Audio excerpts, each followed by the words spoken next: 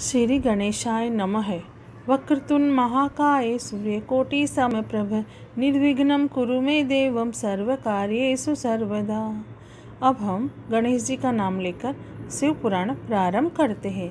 ओम नमः शिवाय, ओम नमः शिवाय, ओम नमः शिवाय। भोले बाबा को, शंकर भगवान को कोटि कोटि प्रणाम। अब हमारा शिव पुराण में श्री रुद्र संहिता के प्रथम खंड में 10वां अध्याय प्रारंभ होता है। श्री हरि को सृष्टि की रक्षा का भार एवं त्रिदेव को आयुर्बल देना। परमेश्वर शिव बोले, हे उत्तम व्रत का पालन करने वाले विष्णु, तुम सर्वदा सब लोकों में पूजनीय और मान्य होंगे। ब्रह्मा जी के द्वारा रचे लोक में कोई दुख या संकट होने पर दुखों और संकटों का नाश करने के लिए तुम सदा तत्पर रहना। तुम अनेकों अवतार ग्रहण कर जीवों का कल्याण कर अपनी कीर्ति का विस्तार करोगे। मैं तुम्हारे कार्य में तुम्हारी सहायता करूँगा और तुम्हारे शत्रुओं का नाश करूँगा। तुम में और रुद्र में कोई अंतर नहीं है, तुम एक दूसरे के पूरक हो। जो मनुष्य रुद्र का भक्त होकर तुम्हारी निंदा करेगा उसका पुण्य नष्ट हो जाएगा और उसे नरक भोगना पड़ेगा। मनुष्यों को तुम भोग और मोक्ष प्रदान करने वाले और उनके परम पूज्य देव होकर उनका निग्रह, अनुग्रह आदि करोगे। ऐसा कहकर भगवान शिव ने मेरा हाथ विष्णु जी के हाथ में देकर कहा, तुम संकट के समय सदा इनकी सहायता करना तथा सभी को भोग और मोक्ष प्रदान करना तथा सभी मनुष्यों की कामनाओं को पूरा करना। तुम्हारी शरण में आने वाले मनुष्य को मेरा आश्रय भी मिलेगा तथा हम में भेद करने वाला मनुष्य नरक में जाएगा।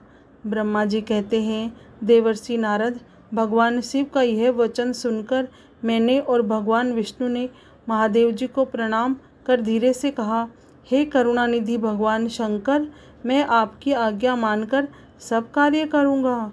मेरा जो भक्त आपकी निंदा करे उसे आप नरक प्रदान करें।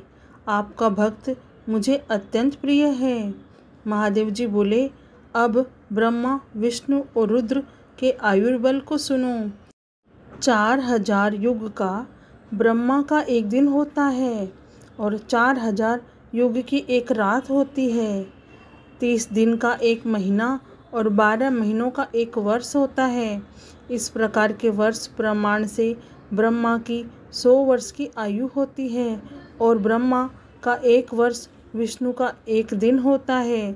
वह भी इसी प्रकार से 100 वर्ष जिएंगे तथा विष्णु का एक वर्ष रुद्र के एक दिन के बराबर होता है और वह भी इसी क्रम से 100 वर्ष तक स्थित होंगे। तब शिव के मुख से एक ऐसा श्वास प्रकट होता है जिसमें उनके 21,600 दिन और रात होते हैं। उनके 6 बार श्वास अंदर लेने और छोड़ने पर एक पल और 8 घड़ी और 60 घड़ी का एक दिन होता है। उनके सांसों की कोई संख्या नहीं है, इसलिए वे अक्षय है। अतः तुम मेरी आज्ञा से सृष्टि का निर्माण करो। उनके वचनों को सुनकर विष्णु जी ने उन्हें प्रणाम करते हुए कहा, आपकी आज्ञा मेरे लिए शिरोधार्य है। यह सुनकर भगवान शिव ने उन्हें आशीर्वाद दिया और अंतर्ध्यान हो गए।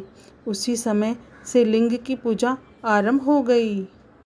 अब हमारा शिव पुराण में श्री रुद्र संहिता के प्रथम खंड में 10वां अध्याय समाप्त हो गया।